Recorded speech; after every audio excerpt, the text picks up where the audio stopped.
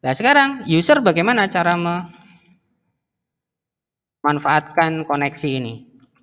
Nah, kalau saya mendefinisikan new user, pertama kali saya mendefinisikan sama dengan new user, berarti manggil kelas ini, secara otomatis construct ya variabel apa namanya metode construct ini kan dijalankan. Ya, ada argumen atau tidak ada argumen, ada parameter atau tidak ada parameter, itu kan construct dijalankan. Lah, construct ini kita minta untuk memanggil function yang ada di sini. Kan dia induknya, tinggal panggil aja. Ya, buka koneksi. Seperti itu. Semua yang dimiliki induk yang sifatnya public dan sifatnya protected itu kan bisa dipakai oleh si anak. Jadi kalau saya, ini nggak perlu lagi. Kalau saya menginstan user, kelas user, kemudian ada metode construct. Metode constructnya saya minta untuk menjalankan ini, secara otomatis apa? Koneksi untuk user terjadi. Ya kan? Otomatis koneksi dengan untuk kelas user terjadi. Ya, karena koneksinya terjadi, maka variabel con terisi, ada isinya. Kalau koneksinya gagal, maka variabel con gagal. Nah, variabel con ini fungsinya di mana, Pak? Variabel con ini fungsinya, misalkan saya membuat function untuk login.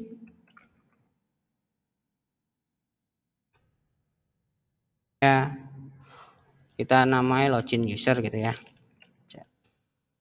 Nah, login user misalkan.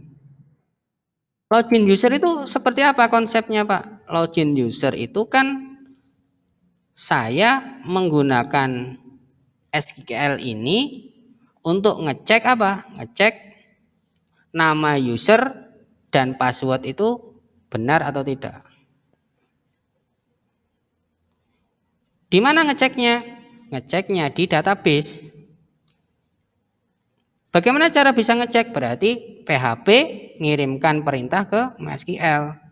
Nanti MySQL akan membalas, melakukan feedback, memberikan feedback. Dan feedback itu nanti ditangkap lagi oleh si PHP. Ya. Nah, berarti ini tadi saya sudah mencontohkan script ini, mau nyekrip lagi sendiri ya boleh, mau ngopi cara saya seperti ini ya boleh. Ya.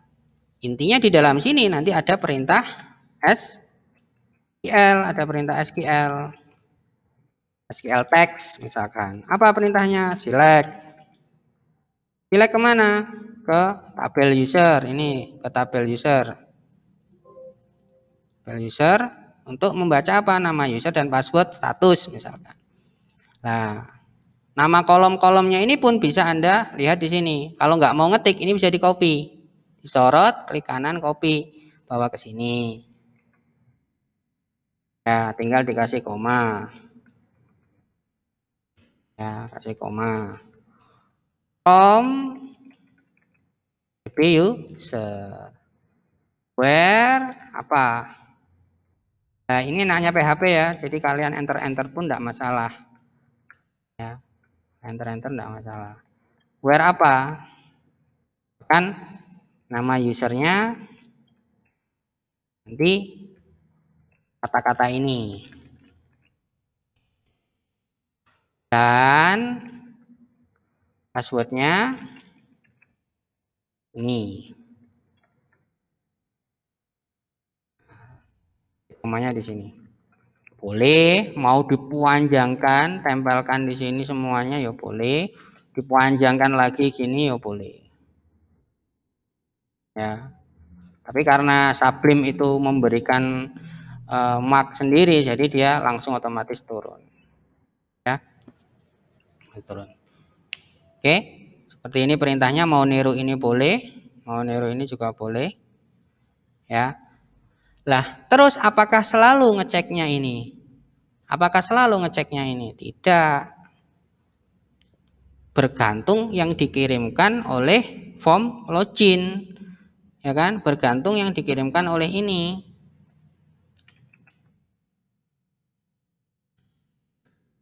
Nah, bergantung yang dikirimkan dari sini dan sini.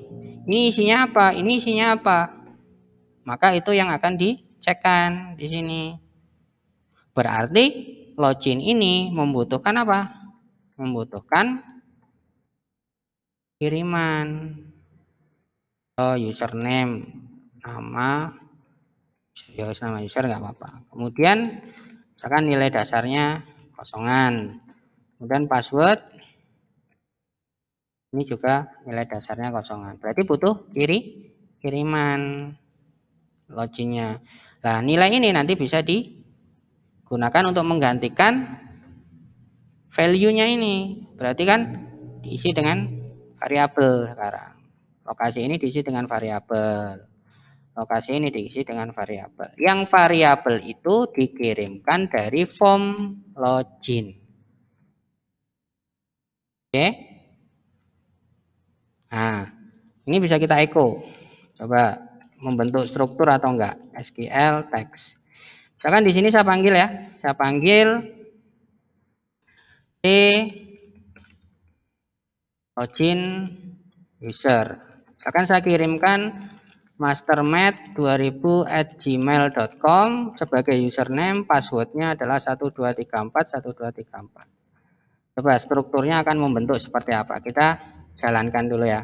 Kita uji coba dulu maksudnya. Skripnya sudah benar atau belum? Ya. Nah, dia akan menciptakan struktur seperti ini.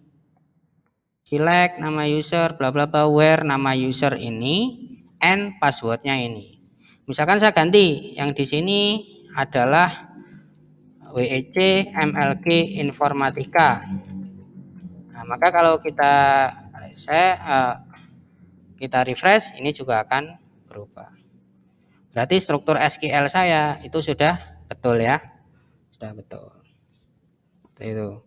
Nah, kalau sudah betul bagaimana? Kalau sudah betul ya kita lanjutkan dengan melakukan eksekusi namanya. Eksekusi SQL text-nya. Eksekusi itu artinya gimana? Ya benar-benar ditembakkan ke MySQL. Nah, proses menembakkan ini butuh apa? Butuh koneksi. Nah, misalkan saya simpan di dalam hasil. Hasil itu adalah, cara ngomongnya adalah koneksi yang berhasil dibuat, berarti ngomongnya this con, gunakan untuk menjalankan query. Query-nya apa? Sesuai dengan SQL text.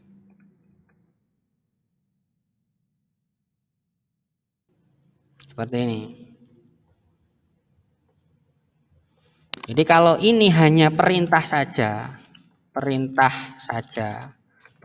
SQL saja. Yang ini adalah proses melakukan eksekusi.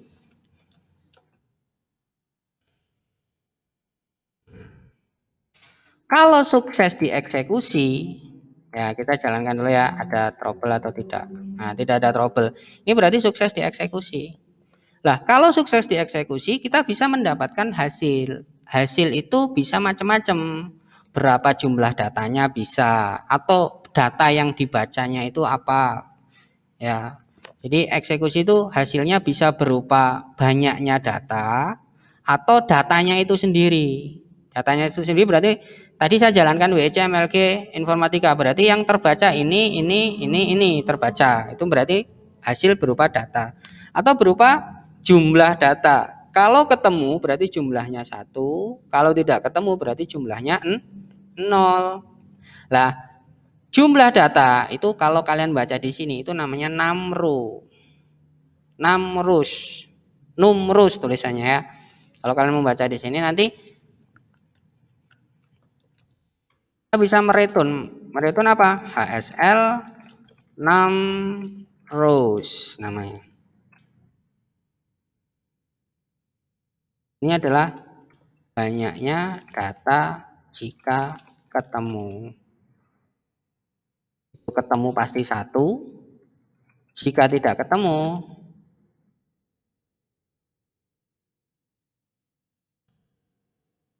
ini adalah 0.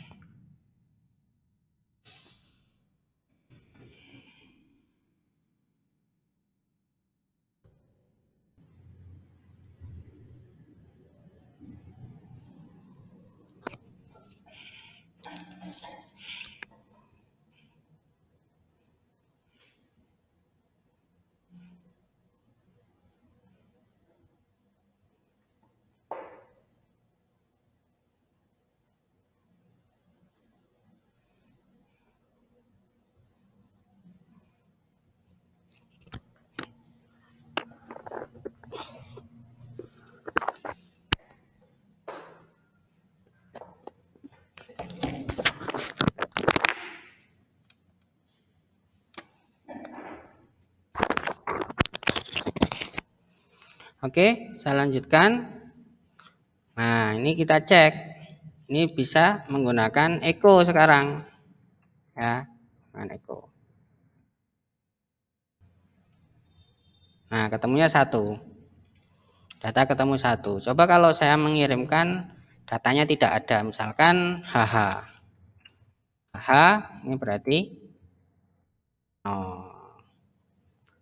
Oke ya. Oke. Nah, sampai konsep ini dulu. Nantinya kita akan lanjutkan di pertemuan berikutnya bagaimana menggunakan kelas koneksi yang sudah kita berhasil buat ini dengan form login atau tampilan login yang kita sudah desain di dalam file namanya adalah login.php. Ya, itu di pertemuan berikutnya ya. Oke, saya akhiri kelasnya. Assalamualaikum warahmatullahi wabarakatuh.